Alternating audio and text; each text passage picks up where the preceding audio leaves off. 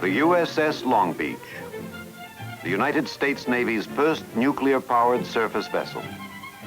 Its structure has as much steel as a 40-story building, 14,500 tons. Blueprints for the Long Beach would cover the entire playing field of Yankee Stadium more than 100 times.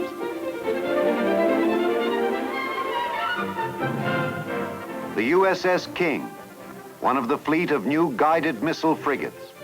Independently, or as part of a task force, it is a prime offensive weapon against enemy air, surface, or subsurface forces.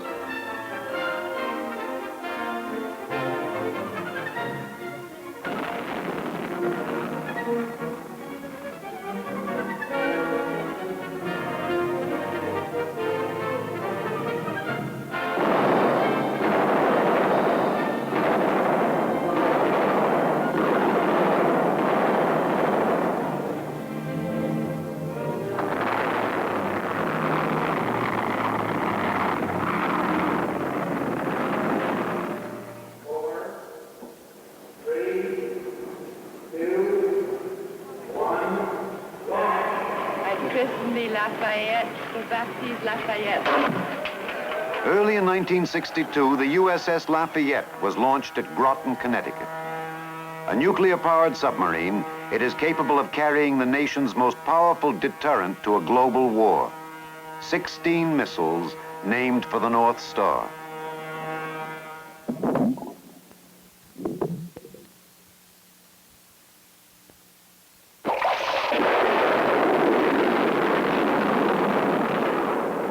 With the advent of Polaris, one submarine now has an explosive punch greater than all the destructive power unleashed by all of the guns, cannons, planes, and ships on both sides during all of World War II.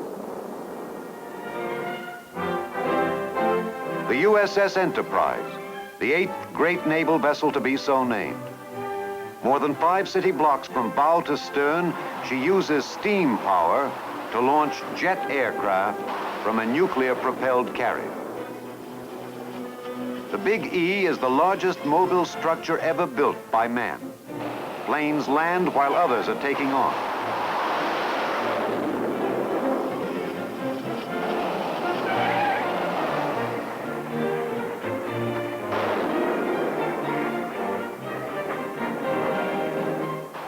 Our power plant, developed by the Atomic Energy Commission, can take her around the world several times without stopping for fuel. This is Alexander Scorby, your narrator, with a story of the United States Navy's Bureau of Ships and the role the Bureau plays in creating and maintaining our present ships and those of the future.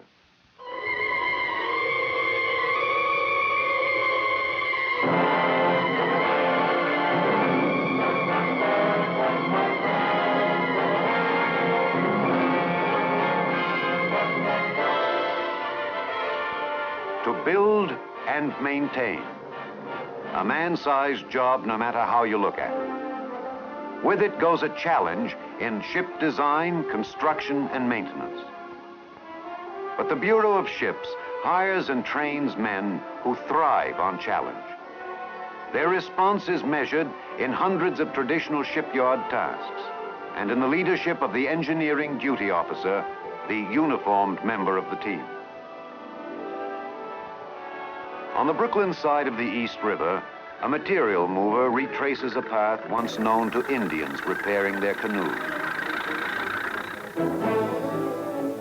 Deep within a submarine, a welder uses a mirror to complete a vital weld despite the limited workspace. At Puget Sound Naval Shipyard, a rigger has considerably more room to work. The world's largest dry dock is more than 1,100 feet long. Newport News, Virginia. In 3 months, they have hauled 32 miles of cable aboard ship. But this electronic specialist is concerned with the intricate wiring of a single component. On the shores of San Francisco Bay, a young naval architect dons a hard hat for the first time. In the months that pass, he will come to think of it as part of his head. At Norfolk Naval Shipyard, it's time to repaint. A man can get used to battleship gray, but he is still impressed by numbers that are 10 feet high. At Bahrain on the Persian Gulf, a native laborer works aboard a destroyer returned from maneuvers. At the drafting tables in the Bureau of Ships, a designer recognizes he is an important member of a team. His ideas find their way into the most exciting craft ever built. This is the family of the Bureau of Ships. Some in private yards, some in Navy yards. They work in concert, from Pearl Harbor to Charleston, from Bath to Panama City, from Subic Bay to the Bay of Naples.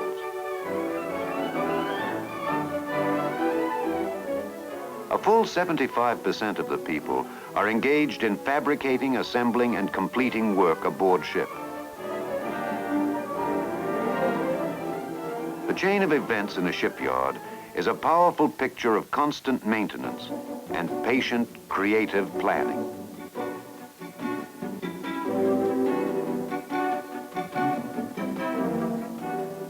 The stream of work originates in the design division.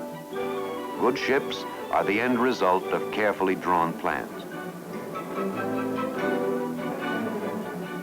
Some plans move to full-scale mold lofts.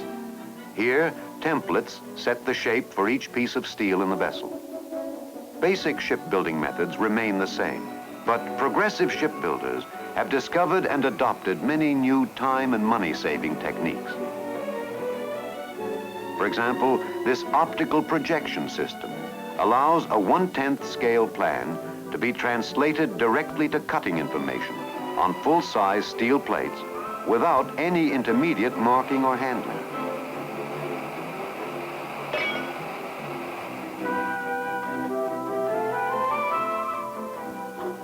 Computer-prepared tape control can be extended to the machine shop.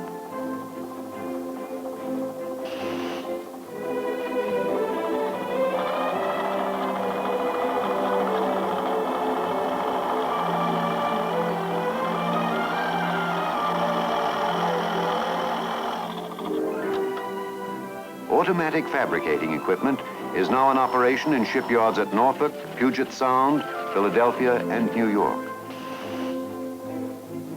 Shipbuilders have studied related manufacturing methods to develop many time-saving processes. Here is the prototype of an automatic welding device that operates inside a pipe. At the proper location, it rotates and completes the weld on the inside. The process not only saves hundreds of man-hours, but X-ray examination shows it does a perfect job.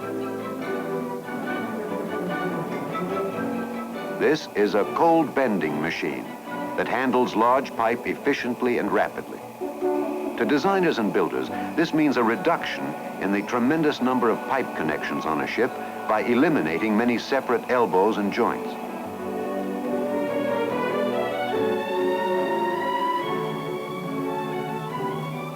Many projected methods of improvement are still on the drawing boards. Since the time of the Phoenicians, ships have always been built from the keel up. Advanced thinking has been directed toward building ships in sections, in the shops. The 350-ton sections could be portable and moved easily from one shop to another on hydraulic buggies. With an eye toward cost cutting, the Navy is also taking a new look at repair methods. Projected plans indicate that individual shops can be built alongside existing dry docks.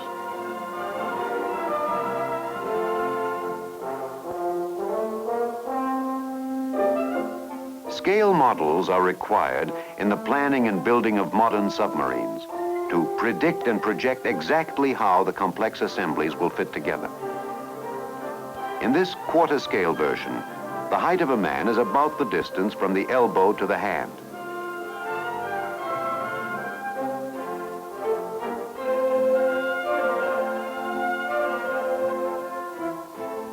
If this is comfortable, it can be said that a man will be able to work in the same amount of space. So, The ultra-complex layout of thousands of valves, miles of piping and cable that go into a submarine must first be fitted into the color-coded model.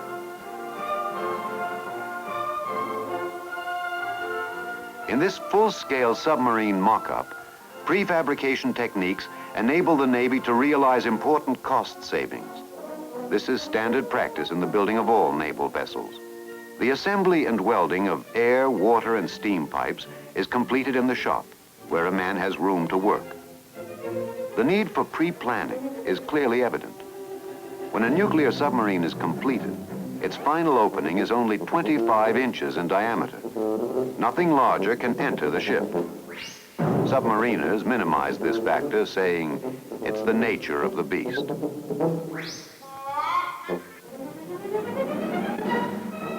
At the Portsmouth Naval Shipyard, submarines come into the sound testing station for careful noise evaluation.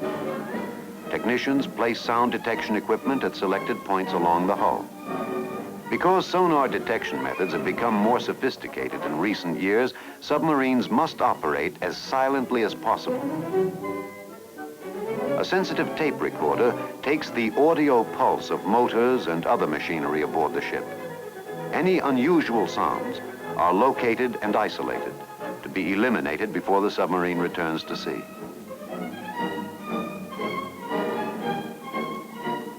At Norfolk Naval Shipyard, the emphasis is on maintenance. Even the most rugged and reliable ships are in periodic need of maintenance and repair. Often it is urgent that a ship be made seaworthy on short notice. It takes time to refit, time to convert, time to repaint. Whatever is necessary, the Navy yards are ready day or night, around the clock.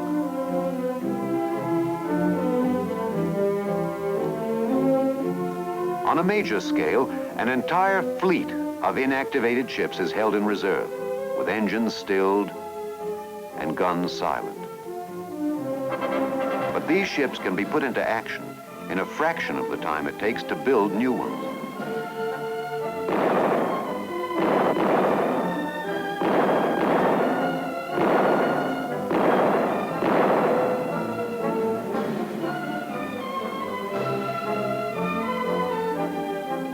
Any enterprise as far-flung as the Bureau of Ships needs intelligent direction and a sensitive network of communication. At Buships headquarters in Washington, D.C., naval and civilian personnel administer a multi-billion-dollar business. Modern methods for streamlining paperwork and eliminating red tape have been adopted wherever possible. This file search system is a good example. Rooms full of filing jackets are being reduced to reels of microfilm. In a matter of moments, the system can search out specific information on a given project.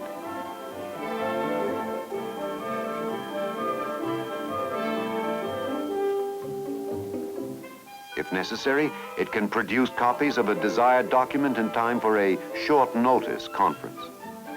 High-level meetings are brief and to the point. A tough-minded and tight-fisted staff eliminates small talk and organizes projects under a system that divides work in logical fashion. Research and development.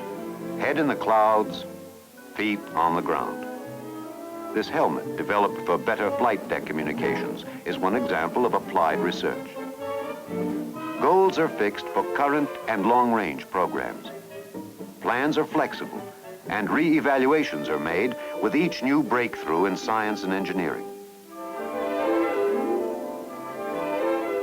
Members of the design group often journey to the David Taylor Model Basin, where towing carriages test hull models at simulated speeds up to 60 knots.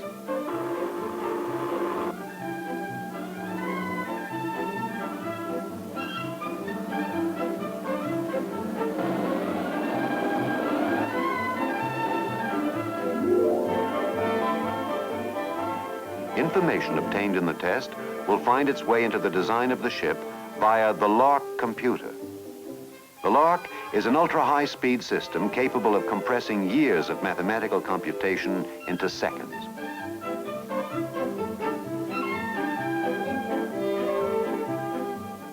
Certain statistics concerning the hull, the electronics, the machinery, and the materials of shipbuilding are still uncovered the hard way.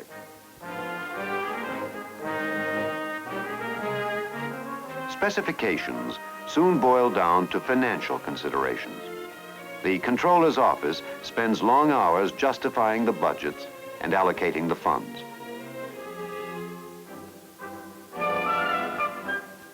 When the contract for building a ship is signed, it marks the transition from preliminary design and testing to the realities of actual production.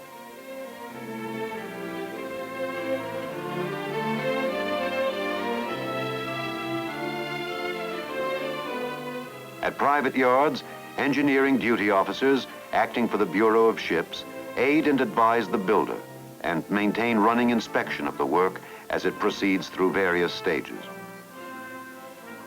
Men engaged in this Bureau activity will tell you it is not all desk work. They keep a hard hat handy.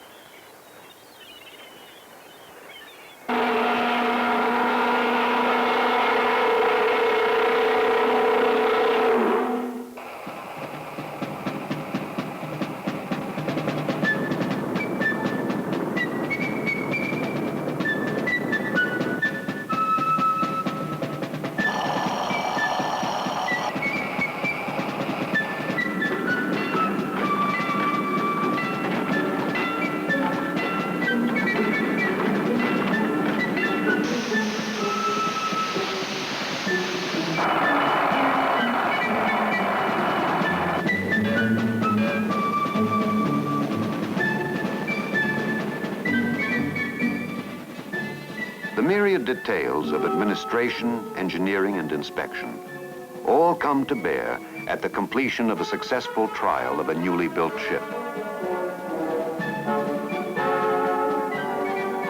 When a ship is commissioned, the engineering duty officers see their efforts come to bear. In a traditional ceremony, the vessel is turned over to the newly appointed captain and crew.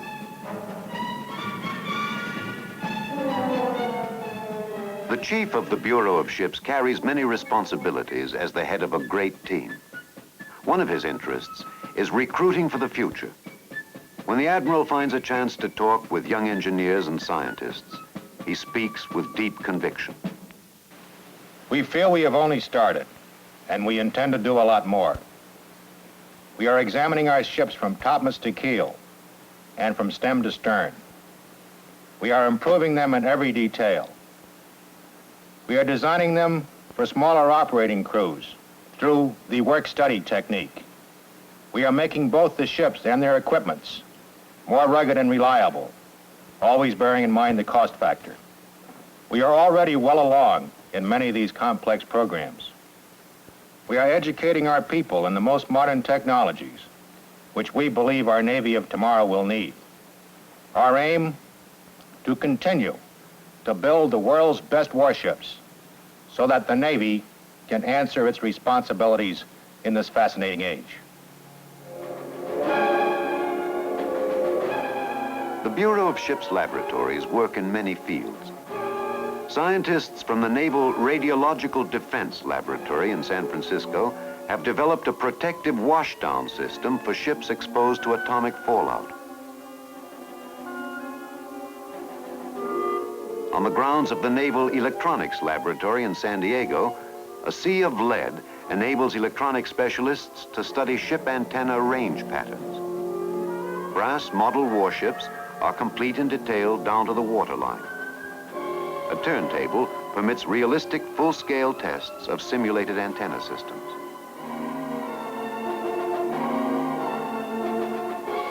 The Electronics Laboratory also operates the Trieste as part of a long-range oceanographic program. This bathyscaphe has descended to 35,800 feet below the surface. It is but one of the Navy's experimental vessels.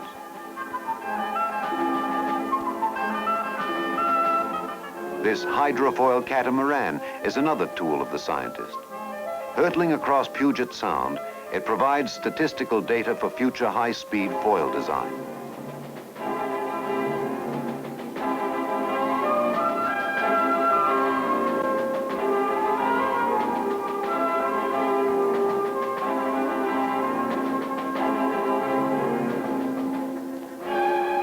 A hydrofoil patrol craft like this was once the dream of visionary engineers. Imaginative naval architects have turned it into reality.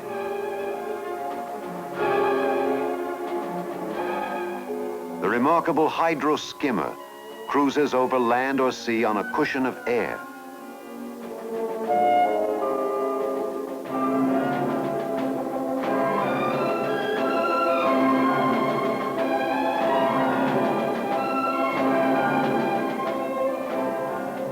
From these advanced designs will emerge the ships of the future.